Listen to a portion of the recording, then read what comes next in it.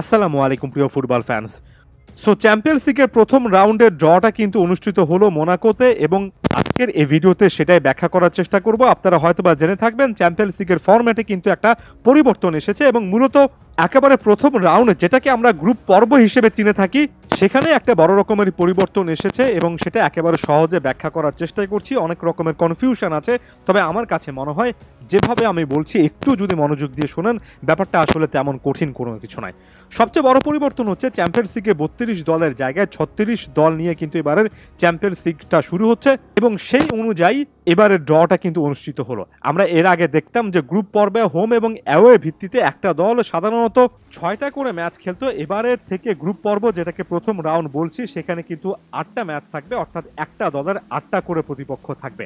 সবচেয়ে বড় রকমের একটা পরিবর্তনের জায়গা হচ্ছে এই 36টা দল কিন্তু শুধুমাত্র একটা পয়েন্ট টেবিলে অংশগ্রহণ করবে, অর্থাৎ আগের মতো বিভিন্ন গ্রুপে ভাগ করে 8টা পয়েন্ট টেবিল থাকছে না।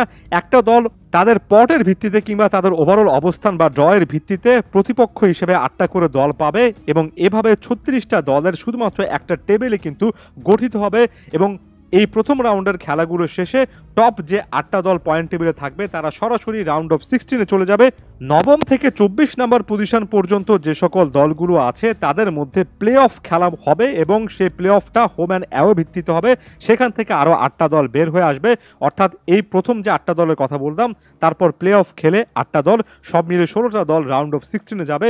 শেষ 16 কোয়ার্টার ফাইনাল, সেমিফাইনাল, ফাইনালের হিসাবটা এরপর আগের বছরের মতো হবে, অর্থাৎ এখানে শুধুমাত্র প্রথম রাউন্ডে একটা পরিবর্তন আসছে। একটু আগে যেহেতু বলেছি একটা মাত্র গ্রুপ থাকবে এবং সব মিলিয়ে একটা দল প্রতিপক্ষ হিসেবে 8টা করে দলকে পাবে। এই যে 8টা ম্যাচ রয়েছে সে 8টা ম্যাচের মধ্যে তারা 4টি খেলবে নিজেদের ঘরের মাঠে এবং 4টি খেলবে প্রতিপক্ষের মাঠে, অর্থাৎ একই দলের বিপক্ষে হোম অ্যান্ড অ্যাওয়ে সিস্টেমে না খেলে মূলত 4টা দলের বিপক্ষে হোম ম্যাচ, 4টা দলের বিপক্ষে অ্যাওয়ে ম্যাচ এমন টাইপের কিন্তু একটা সিস্টেম সাজানো হয়েছে এবং এখানে কে কার বিপক্ষে আসলে হোম ম্যাচ খেলবে নাকি অ্যাওয়ে ম্যাচ খেলবে এটা আসলে ওই যে ওয়েফার যে ক্লাব র্যাঙ্কিং রয়েছে সেটার ভিত্তিতে বেশ কয়েকটা পটে তাদেরকে বিভক্ত করে সেখান থেকে কিন্তু একটা ড্র করা হয়েছে। আমরা যদি আরও সহজ করে বলি, এই মুহূর্তে আপনি নিশ্চয়ই স্ক্রিনে একটা ছবি দেখতে পাচ্ছেন, এটা হচ্ছে ওভারঅল রিয়াল মাদ্রিদের সিচুয়েশন। রিয়াল মাদ্রিদ সব মিলিয়ে প্রথম রাউন্ডে 8টা ম্যাচ খেলছে এবং এই 8টা ম্যাচের মধ্যে তারা হোম ম্যাচ, এখানে নিশ্চয়ই আইকনটা দেখতে পাচ্ছেন ঘর টাইপের এই আইকনটা মানে হোম ম্যাচ তারা খেলবে বরুসিয়া ডর্টমুন্ডের বিপক্ষে, সালজবুর্গের বিপক্ষে, এসি মিলানের বিপক্ষে এবং স্টুটগার্টের বিপক্ষে। অন্যদিকে তারা অ্যাওয়ে ম্যাচ খেলবে লিভারপুলের বিপক্ষে, লিলের বিপক্ষে, আটলান্টা এবং ব্রেস্টের বিপক্ষে। এরপর ম্যান সিটির দিকে চলে যায়। ম্যান সিটি ইন্টার মিলানের বিপক্ষে, ক্লাব ব্রুজ বা ব্রাগের বিপক্ষে, ফেনুর এবং স্পোর্টিং প্রাহার বিপক্ষে সব মিলিয়ে 4টা হোম ম্যাচ আছে তাদের এবং অ্যাওয়ে ম্যাচের ক্ষেত্রে প্যারিস সেন্ট জার্মের বিপক্ষে অ্যাওয়ে ম্যাচ রয়েছে, জুভেন্টাসের বিপক্ষে রয়েছে, স্পোর্টিং সিপির বিপক্ষে রয়েছে এবং ব্র্যাটিস্লাভা নামক একটা ক্লাবের বিপক্ষে কিন্তু ম্যাচ রয়েছে। আপনি যদি বার্সার দিকে তাকান, বায়ার্ন মিউনিখের বিপক্ষে তারা নিজেদের ঘরের মাঠে খেলবে।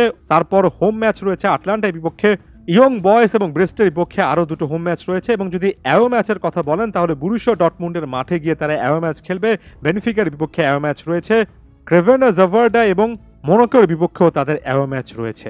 আরও একটা এক্সাম্পল দেখাই, ধরুন অন্য কোনো ক্লাবের ক্ষেত্রে আমরা বায়ার্ন মিউনিখের ক্ষেত্রে যদি চিন্তা করি, বায়ার্ন মিউনিখ হোম ম্যাচ খেলবে প্যারিস সেন্ট জার্মের বিপক্ষে, তারপর বার্সার বিপক্ষে অ্যাওয়ে ম্যাচ, তারপর বেনিফিকার বিপক্ষে হোম ম্যাচ, শাখতার দানেক্সের বিপক্ষে অ্যাওয়ে ম্যাচ, তারপর ডিনামোর বিপক্ষে হোম ম্যাচ, ফেনুদের বিপক্ষে অ্যাওয়ে ম্যাচ, ব্রাটিস্লাভা এই ক্লাবটার বিপক্ষে হোম এবং অ্যাস্টন ভিলার বিপক্ষে অ্যাওয়ে ম্যাচ।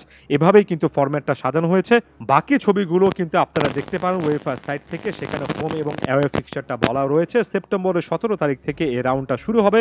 শুরুতে বলেছি round of 16, quarter final, semifinal এবং ফাইনালের সিস্টেমটা বরাবরের মতো আগের ফরম্যাটে হবে, শুধুমাত্র প্রথমেই একটা পরিবর্তন আসছে এবং এটার পেছনে 2টো কারণ আমার কাছে মনে হচ্ছে সবচেয়ে বড়।